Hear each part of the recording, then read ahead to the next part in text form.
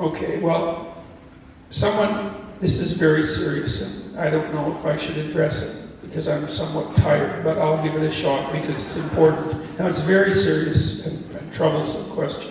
I plan on taking my own life very soon. Why shouldn't I?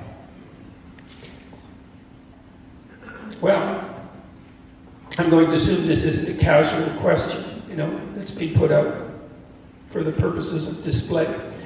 Well, the first thing I would say is you have to think very carefully through the consequences of that for other people. So I've had clients in my clinical practice who never recovered from the suicide of a family member. Decades later, they're still torturing themselves about it. And so that's what you leave behind. Now, the problem is you might be dreaming about that, because maybe you're feeling that life has been twisted against you and that people deserve to suffer for the misery that they've imposed upon you. But I would say, think very, very carefully before you go down that route.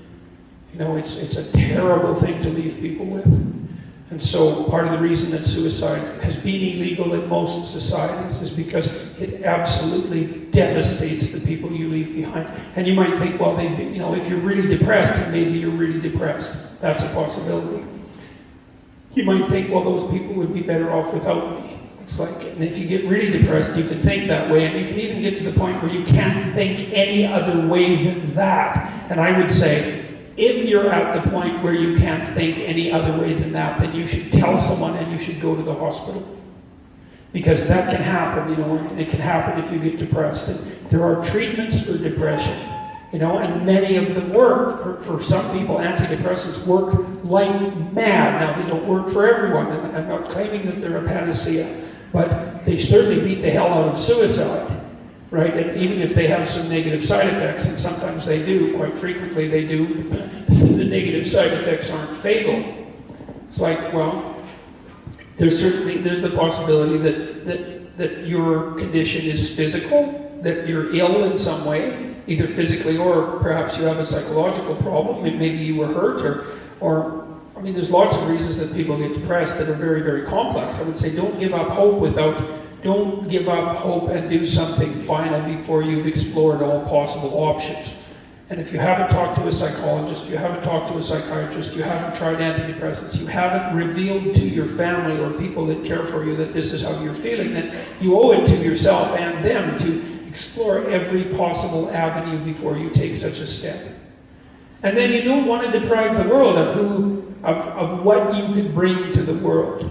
That's the other thing, you have intrinsic value, and you can't just casually bring that to an end. You leave a hole in the fabric of being itself.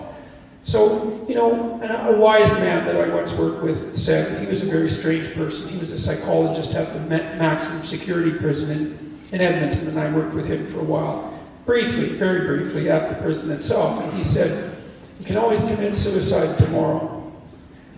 And that's a very, it's a flippant statement in some sense, but he meant it in a very serious way. It's like, you only get to decide that once, and you can put it off. And so I would say just put it off, and then put it off some more, and then put it off some more, and see what you can do to put yourself together.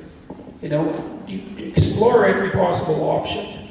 And if you're so hopeless that you have a suicidal plan, which is a real sign of danger, if you really know how you would do it and you've thought it out, then I would say, tell someone for God's sake, tell them, or go to a hospital and tell them. And for sure, try antidepressants, but what the hell do you have to lose? So do everything you possibly can to address the issue before you do something like that. And do give some thought to the people that you're going to leave behind, because believe me, you may just absolutely wipe them out in a way that they will never recover from. You cannot fix someone's suicide. You're stuck with it.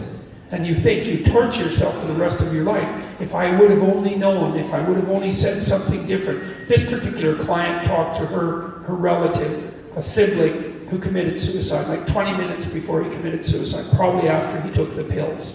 And she was kind of preoccupied because you don't know that the person at the other end is at the end of their tether. And she never forgave herself for not responding properly in that last phone call. That's a hell of a thing to leave someone with. So I would say, and the final thing I would say is, don't be so sure that your life is yours to take. You know, you don't own yourself the way that you own an object. You have a moral obligation to yourself as a locus of divine value, let's say. You can't treat that casually. It's wrong. So those are the reasons. Explore everything you can explore to put yourself back on your feet. All the things. There's all sorts of treatments for depression. Don't leave the people around you with that to suffer from for the rest of their lives. Don't underestimate your value in the world. And don't underestimate the fact that suicide is wrong. And so those are 4 reasons why you shouldn't end your life soon, or at all, for that matter. So